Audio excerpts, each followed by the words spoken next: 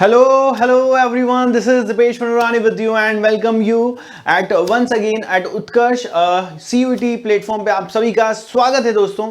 आज मैं बहुत सारी इंपॉर्टेंट इन्फॉर्मेशन आपके साथ शेयर करने वाला हूं क्योंकि काफी दिनों से बच्चों को बहुत सारे डाउट्स, बच्चों को बहुत सारी प्रॉब्लम्स आ रही थी। जब भी वो CUET UG का फॉर्म फिल कर रहे थे तो काफी सारी प्रॉब्लम्स आ रही थी रजिस्ट्रेशन में, कॉलेज फाइंड नहीं कर पा रहे थे जो कि टॉप यूनिवर्सिटीज है, टॉप सेंट्रल यूनिवर्सिटीज है, वो मिल नहीं पा रही थी बच्चों को। और ऐसा मैंने आपको बोला भी था जब भी हम आए थे यहाँ पर आपके साथ ऑफिशियल नोटिफिकेशन लेके कि भाई कुछ दिन का आप थोड़ा इंतजार करें और उसके बाद, क्योंकि नया नया फॉर्म आया है तो कुछ प्रॉब्लम्स रहेगी, तो एनटीए उसको सॉल्व कर रहा है और काफी हद तक प्रॉब्लम्स को सॉल्व कर दिया है।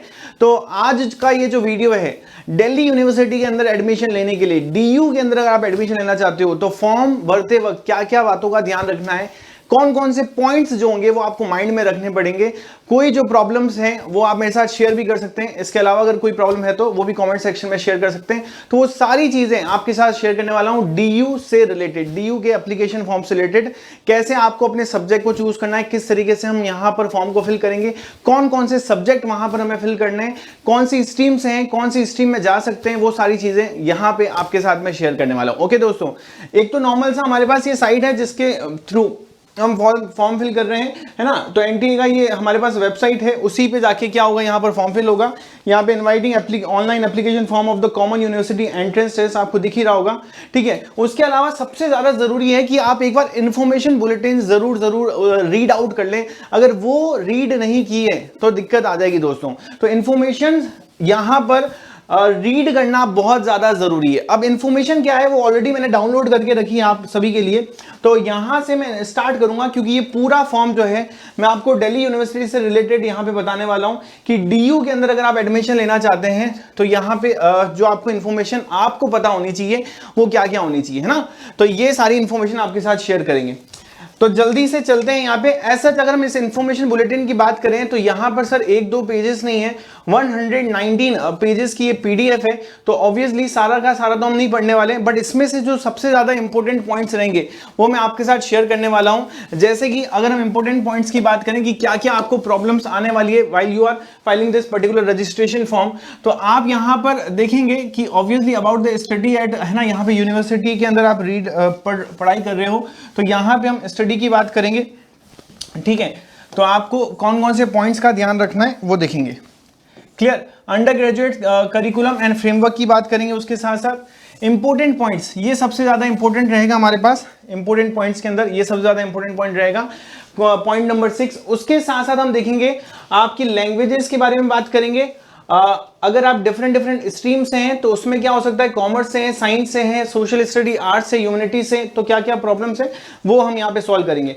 उसके अलावा हमारे पास प्रोग्राम्स कौन कौन से प्रोवाइड कर रही है यहाँ पे दिल्ली यूनिवर्सिटीज, क्योंकि दिल्ली यूनिवर्सिटी एक ऐसी यूनिवर्सिटी है जहां पे सबसे ज्यादा नंबर ऑफ सीट्स अवेलेबल रहती है। लमसम 68,000 टू 70,000 सीट्स वहां पे अवेलेबल रहेगी।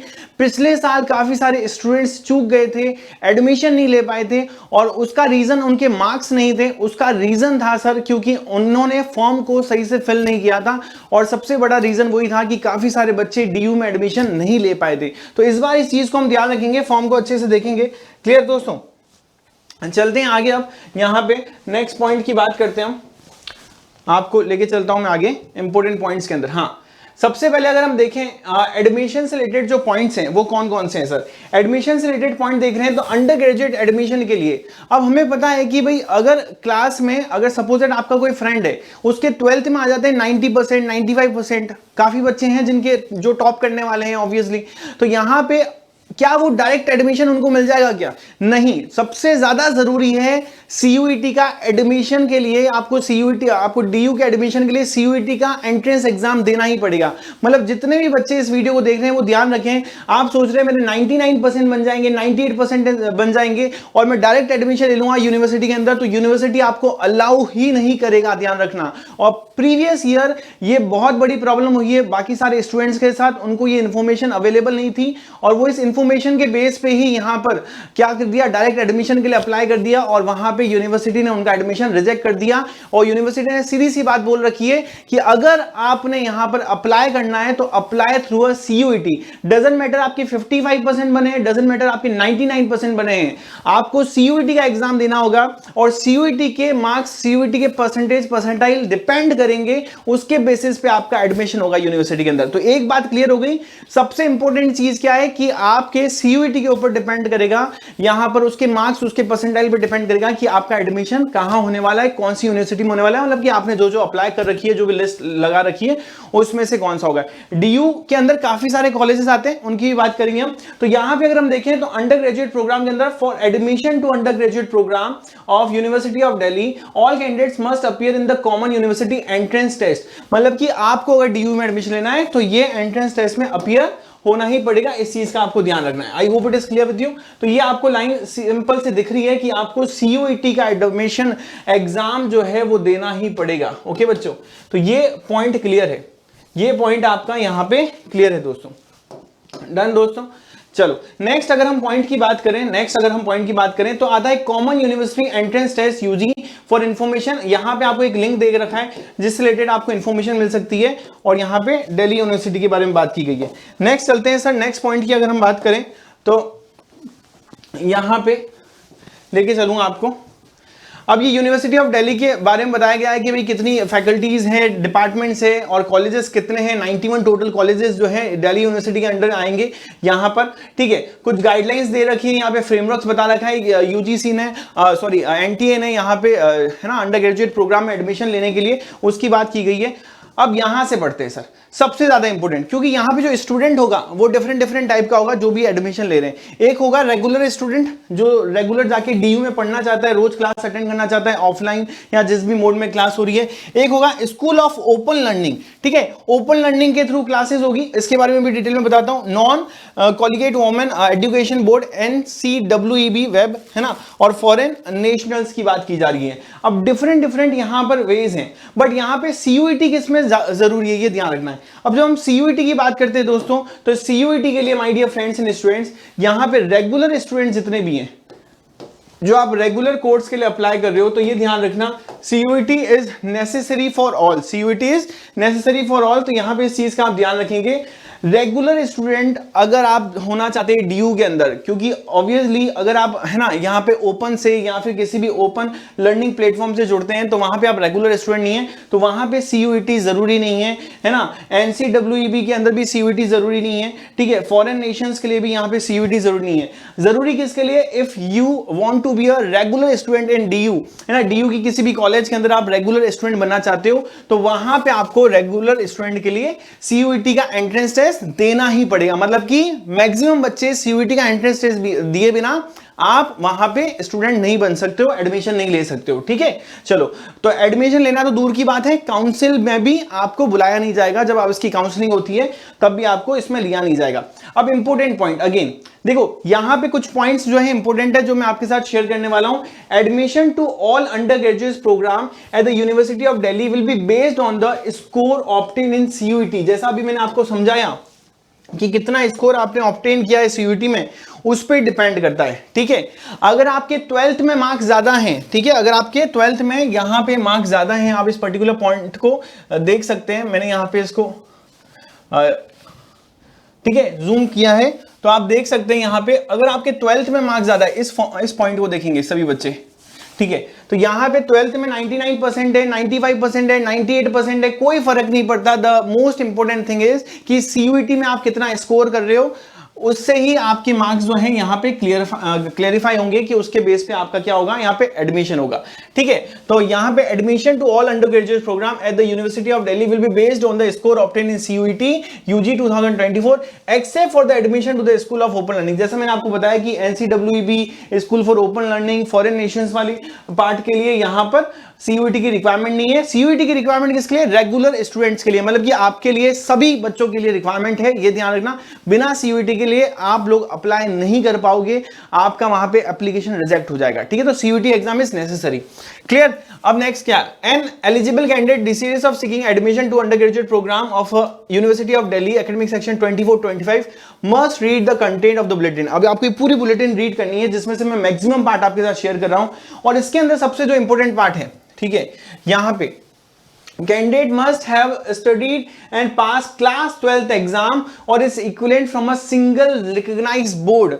आप अगर सीयूईटी के लिए अंदर अप्लाई कर रहे हो तो या तो आप पर्टिकुलर एग्जाम में अपियर कर रहे हो ऑब्वियसली, तब आप, जैसे कि अगर अभी आपकी 12th चल रही है तो आप अपियर कर सकते हो, बट अगर आप 12th फेल हो जाते हो तो आपका एडमिशन नहीं होगा, ध्यान रखना ये चीज, ठीक है। तो ये कॉमन सेंस का हमारे पास क्वेश्चन रहता है कि बच्चे पूछते हैं कि अगर सर मैं 12th में फेल हो गया और सीयूईटी के लिए पहले ही अप्लाई कर दिया, अप्लाई तो करना ही है आपको, ठीक है, बट अगर आप फेल हो गए 12th में तो फिर वहां पर आपका एडमिशन ऑटोमेटिकली रिजेक्ट हो जाएगा। सेकेंड चीज, आप अप्लाई कर सकते हैं अभी, क्योंकि अभी आप अपियर कर रहे हैं 12th के अंदर, 12th एग्जाम के अंदर अपियर कर रहे हो, और अगर आप 12th पास भी हैं तो अभी आप क्या कर सकते हैं, अप्लाई कर सकते हैं किसी रिकॉग्नाइज्ड यूनिवर्सिटी से अगर आप पास आउट है। The candidates must have studied and passed class 12th examination of any board or university in India or in any foreign country recognized as an equivalent to 10+2 system by the Association of Indian University।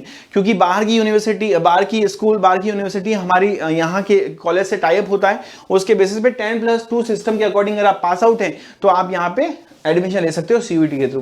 For admission सबसे important point, ठीक है, ये सबसे ज्यादा important point है जो bold कर रखा है यहाँ पे, देखो इन्फॉर्मेशन बुलेटिन के अंदर भी बोल्ड कर रखा है, क्या लिखा है, for admission to university of Delhi it is mandatory for the candidate to appear in CUET UG 2024 in those subject in which he और she is appearing has passed class 12th, या तो अपीयर है या पास्ड है। सबसे important point, अब क्या meaning है सर इस पॉइंट का वो समझाता हूं मैं आपको, ठीक है, लेके चलता हूं मैं यहाँ पे आपको इस पर्टिकुलर पॉइंट का मीनिंग क्या है।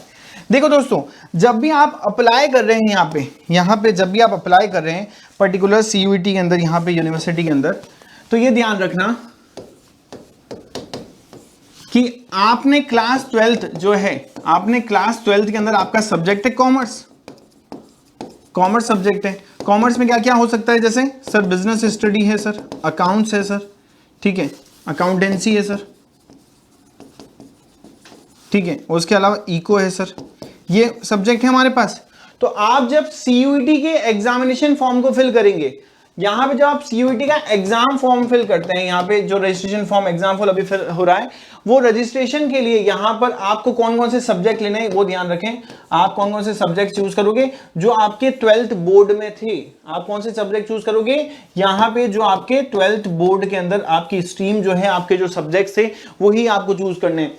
कोई बच्चा चाह रहा है मैं कॉमर्स का हूं बट मुझे अब आर्ट्स में एडमिशन लेना है, कॉमर्स उसने 2 साल पढ़ ली, थक गया है, अब वो लग रहा है कि भाई मुझे कॉमर्स नहीं पढ़नी, मुझे आर्ट्स पढ़नी है और मैं जो ग्रेजुएशन करूंगा वो बीए के अंदर करूंगा। अगर कोई ऐसा बच्चा है ना, तो एक पॉइंट को समझना, एक स्टूडेंट है, ये समझ लो यहाँ पे एक स्टूडेंट है, यहाँ पे अजय नाम ले लेते हैं हम उसका, वो कहाँ का है सर, 12th में उसके कॉमर्स है, 12th में उसके पास कॉमर्स है, और वो सोच रहा है कि मेरे पास अभी सब्जेक्ट कौन कौन से, जैसे कि इंग्लिश है, ठीक है, और उसके अलावा यहाँ पे अकाउंट्स है, ठीक है, बिजनेस स्टडी है, उसके अलावा इको है, ठीक है, ये सब्जेक्ट है। उसके अलावा या तो फिजिकल एजुकेशन होगा या फिर सीएस होगा या आईपी होगा, ठीक है, ये सब्जेक्ट हो सकते हैं, मैथ में हो सकता है अगर चाहे तो। अब वो चाह रहा है कि मुझे है ना कॉमर्स में आगे बीकॉम में नहीं जाना है सर, वो चाहता है मेरे को बीए करनी है, मुझे अपना स्ट्रीम चेंज करना है, तो क्या यहाँ पे हम अप्लाई कर सकते हैं? यस, तो भी आप अप्लाई कर सकते हो, बट उसमें भी एक चीज याद करनी है, ध्यान रखनी है आपको, अगर आप बीए में अप्लाई करना चाहते हो, बीए के अंदर ग्रेजुएशन करना चाहते हो, तो यहाँ पे जो सीयूईटी के अंदर आप सब्जेक्ट का सिलेक्शन करोगे, सीयूईटी के अंदर आप जो सब्जेक्ट का सिलेक्शन करोगे वो आर्ट्स के सब्जेक्ट नहीं होने चाहिए। यहां पे सिंपल सी बात एनटीए ने इस इंफॉर्मेशन बुलेटिन में बोली है कि जिस स्ट्रीम से आप पास आउट हो या जिस स्ट्रीम में आप अभी अपियर हो प्रेजेंट के अंदर, उसी स्ट्रीम के सब्जेक्ट भी आपको सीयूईटी के अंदर देने हैं, ठीक है, उसी स्ट्रीम के सब्जेक्ट भी आपको कहां करने हैं, सीयूईटी के अंदर देने हैं। मतलब कि यहां पे भी आप वही दोगे सर, इंग्लिश, ठीक है, अकाउंट्स, बीएसटी, इको, इनका ही सिलेक्शन करोगे सर, इनका ही मेन सब्जेक्ट्स का सिलेक्शन करोगे, आप आर्ट्स के सब्जेक्ट सेलेक्ट नहीं करोगे दोस्तों, इस चीज का आपको ध्यान रखना है। ओके बच्चों, ये पॉइंट क्लियर करना है। If you are from the commerce background then you have to select exam subject जो होंगे सीयूईटी के अंदर, वो आपको सेम यही सेलेक्ट करने पड़ेंगे। डजंट मैटर आप अपनी स्ट्रीम भी चेंज करना चाहते हो तो ये ध्यान रखें। पिछले साल काफी सारे बच्चों ने ये बहुत बड़ी मिस्टेक की जिसके कारण उनका यहां पर एडमिशन ही नहीं हो पाया, ठीक है। तो ये गलती इस बार किसी को भी नहीं करनी है, आपको सेम सब्जेक्ट्स जो है वो यहां पे सेलेक्ट करने हैं सीयूईटी के अंदर। अंडरस्टूड है, क्लियर है, आगे बात समझ में। चलो तो अब चलते हैं यहाँ पे नेक्स्ट पॉइंट पे, जो कि ये इंपॉर्टेंट पॉइंट था जो आपके साथ शेयर करना था। अब नेक्स्ट पार्ट पे आते हैं सर, इसी पर्टिकुलर पीडीएफ के यहाँ पे, ठीक है, इन्फॉर्मेशन के अंदर। In case the subject studied in class 12th is not mentioned in the CUET, देखो साफ साफ बोल रहा है ये पर्टिकुलर इंफॉर्मेशन। अगर सब्जेक्ट जो 12th में आपने पढ़ रहे हैं वो मेंशन नहीं किए गए हैं CUET के अंदर, the candidate must appear in the language domain specific subject that is similar और closely related to the subjects has studied in the class 12th। जो सब्जेक्ट उसने क्लास 12 में पढ़े उससे सिमिलर सब्जेक्ट ही उसको क्या करने हैं, सीयूईटी एग्जाम्स के अंदर देने हैं। उसके अलावा वो कोई और सब्जेक्ट नहीं सेलेक्ट कर सका। हम यहाँ पे लैंग्वेज डोमेन स्पेसिफिक सब्जेक्ट की बात कर रहे हैं। तो यहाँ पे देखो जैसे इन्होंने एग्जाम्पल भी दिया जो भी मैंने आपके साथ शेयर कर दिया है, ठीक है। जैसे क्लास 12th के अंदर यहाँ पे if candidate has studied a biochemistry in class 12 तो must appear in the biology in CUET, तो उसको बायो के लिए सीयूईटी में अप्लाई करना ही करना है। अंडरस्टूड। जैसा मैंने अकाउंट्स का एग्जांपल लिया वैसे आर्ट्स के बच्चे आर्ट्स का सब्जेक्ट 12th में पढ़ रहे हैं तो 12th पास मतलब सीयूईटी का जब अप्लाई करेंगे तो वो 12th वाले सब्जेक्ट ही उनको चूज करने, ये ध्यान रखना, ओके, ठीक है। यहां पे ये बात क्लियर हो गई आपको। जो भी डाउट्स इसके अलावा अगर आपको आते हैं तो आप मुझे कमेंट सेक्शन में कमेंट कर सकते हैं।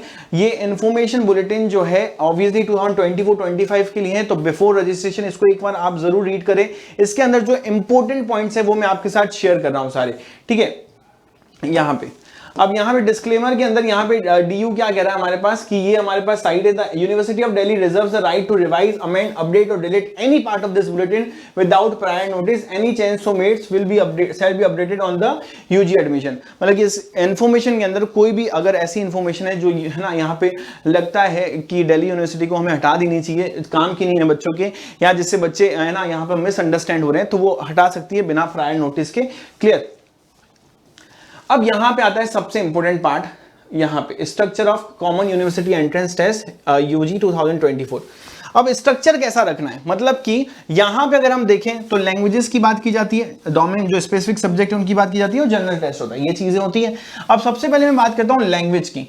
तो जब हम लैंग्वेज की बात करते हैं यहां पर दोस्तों क्या है हमारे पास लैंग्वेज, सेक्शन 1A के अंदर और सेक्शन यहां पे 1B में दो पार्ट में डिवाइड किया गया है। सेक्शन 1A की जो बात कर रहे हैं वो क्या है सर, हमारे पास हमारी जो मदर टंग से रिलेटेड लैंग्वेजेस होती है, जैसे कि हिंदी हो सकती है यहाँ पर, ठीक है, इंग्लिश हो सकती है, बंगाली हो सकती है, गुजराती हो सकती है, हिंदी हो सकती है, कन्नड़ हो सकती है, ये सारी है ना, तमिल, तेलुगु, उर्दू, ऐसे करके मेरे ख्याल से 16 के आसपास की लैंग्वेजेस हैं। तो ये सेक्शन 1A के अंदर हमारे पास लैंग्वेजेस हैं। सेक्शन 1B की बात करें तो इसमें ये प्रोफेशनल लैंग्वेजेस होती हैं जो हम अलग से चूज करना चाहते हैं। जैसे किसी को फ्रेंच आती है वो फ्रेंच यूज कर सकता है, ठीक है, जर्मन यहाँ पे यूज कर सकते हैं, इटालियन, जापानीज, है ना, कश्मीरी, ये डिफरेंट लैंग्वेजेस, ये होती है प्रोफेशनल लैंग्वेजेस, ठीक है। तो लैंग्वेजेस का सिलेक्शन यहाँ पे सेक्शन 1A और सेक्शन 1B में से किया जाएगा।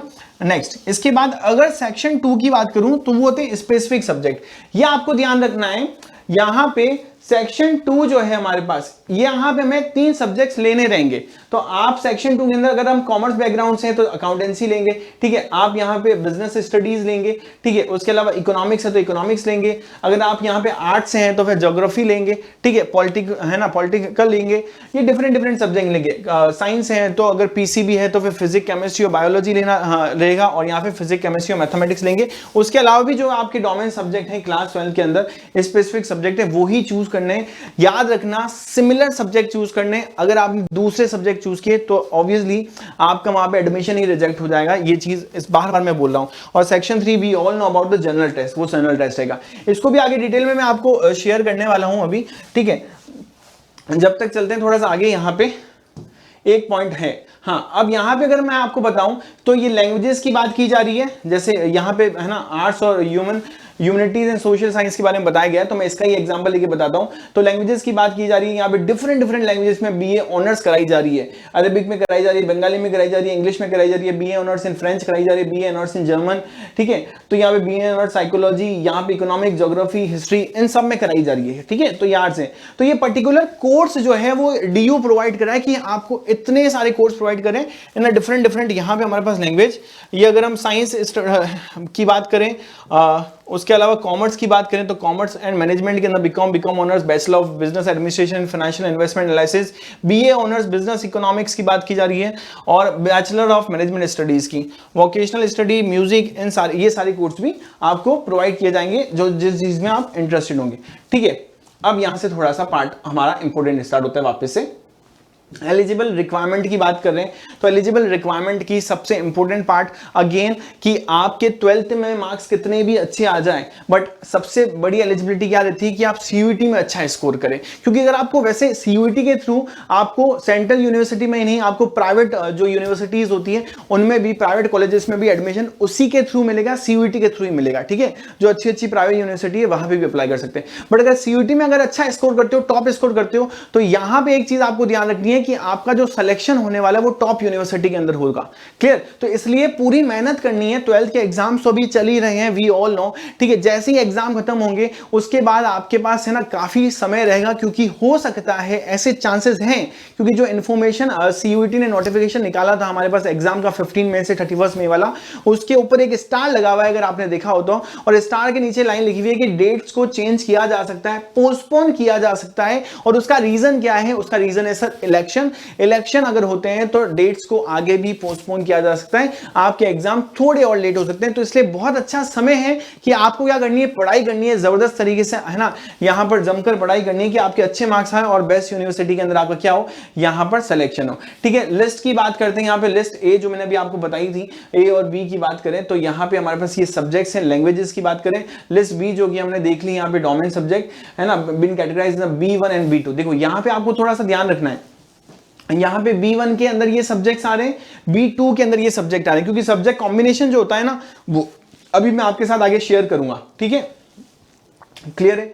जैसे कि मैं आपके साथ शेयर करता हूं ये पर्टिकुलर एग्जांपल लेके, क्या लिखा हुआ है, हमें सब्जेक्ट का सिलेक्शन कैसे करना है ये देखते हैं।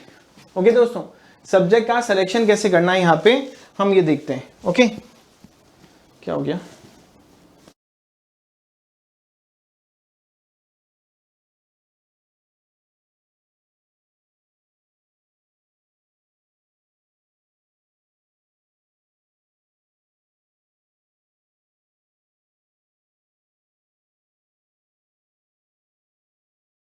ओके स्टूडेंट्स, तो यहाँ पे जैसे कि मैं एक पर्टिकुलर कोर्स की बात कर रहा हूँ, कोई भी कोर्स ले लो, बीए ऑनर्स है ना, अरेबिक में ले लो, बीकॉम ऑनर्स ले लो, या कोई भी कोर्स ले लो, है ना, आप है ना बीए ले लो, बीबीए ले लो, कोई भी कोर्स ले लो, तो उसका जो सब्जेक्ट कॉम्बिनेशन का जो क्राइटेरिया रहेगा वो सब में सेम ही रहेगा। क्या रहेगा, जैसे कि आपको यहाँ पे 2 पॉइंट्स दिख रहे होंगे, यहाँ पे 2 पॉइंट दिख रहे हैं, तो candidates must appear in the CUET in any of the following subject combination. Subject combination बहुत इंपॉर्टेंट रोल प्ले करता है। क्या लिखा हुआ है, जैसे कि अरेबिक फ्रॉम अ लिस्ट 1, क्योंकि ऑब्वियसली यहाँ पे आप किस में कर रहे हैं, अरेबिक में कर रहे हैं, तो अरेबिक यहाँ पे लिस्ट 1 से ए से लेनी होगी, और any 2 subject from the list B1 and any 1 subject from इधर B1 और B2।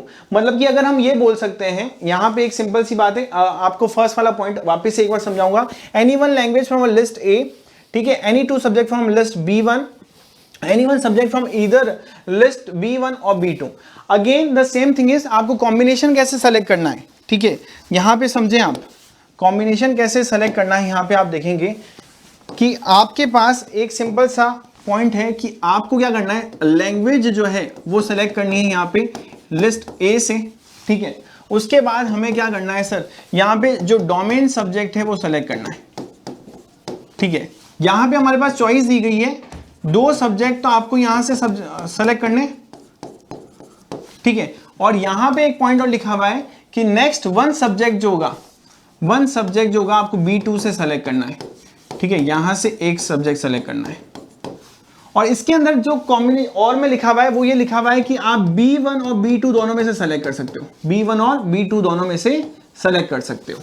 तो इन शॉर्ट अगर मैं बोलूं कि यहां पे लैंग्वेज कहां से सेलेक्ट करनी है, लिस्ट ए में से सेलेक्ट करनी है, लैंग्वेज कहां से सेलेक्ट करनी है, लिस्ट ए में से। डोमेन सब्जेक्ट कहां से लेना है सर, डोमेन सब्जेक्ट कितने लेने हैं, B1 में से लेने हैं, कितने लेने हैं, 2 सब्जेक्ट लेने हैं, 2 सब्जेक्ट्स लेने हैं, ठीक है। उसके बाद हमारे पास जो थर्ड सब्जेक्ट होगा वो B1 और B2 में से कोई एक सब्जेक्ट आप ले सकते हैं, दोनों लिस्ट में से, B1 लिस्ट में से या B2 लिस्ट में से एक सब्जेक्ट को आप ले सकते हैं। इन शॉर्ट अगर मैं इसको यहां पे लिखूं तो हम ये भी तो लिख सकते हैं यहां पे लिस्ट 1 में से, लिस्ट ए में से 1, ठीक है, और यहां पे लिस्ट B1 और B2 में से हमें कितने लेने हैं, B1 और B2 में से हमें कितने लेने हैं, यहाँ पे 3 सब्जेक्ट्स लेने डोमेन के। अंडरस्टूड, ये भी तो लिख ही सकते हैं हम, लिख सकते हैं या नहीं लिख सकते हैं, ठीक है। यहाँ पे लिस्ट ए में से हम 1 सब्जेक्ट ले रहे हैं, लिस्ट B1 और B2 में से हम कितने सब्जेक्ट लेंगे, यहाँ पे 3 सब्जेक्ट्स लेंगे। यही इसका मीनिंग हुआ, यस और नो, क्योंकि ये तो लिस्ट B1 आ गई हमारे पास, ये लिस्ट B1 और B2 में से कोई एक सब्जेक्ट आएगा, ये ध्यान रखना है। तो इसको मैं इन शॉर्ट ऐसे भी लिख सकता हूँ। Okay students, I hope it is clear with you बच्चों। चलो आगे की इंफॉर्मेशन शेयर करता हूं यहाँ पे।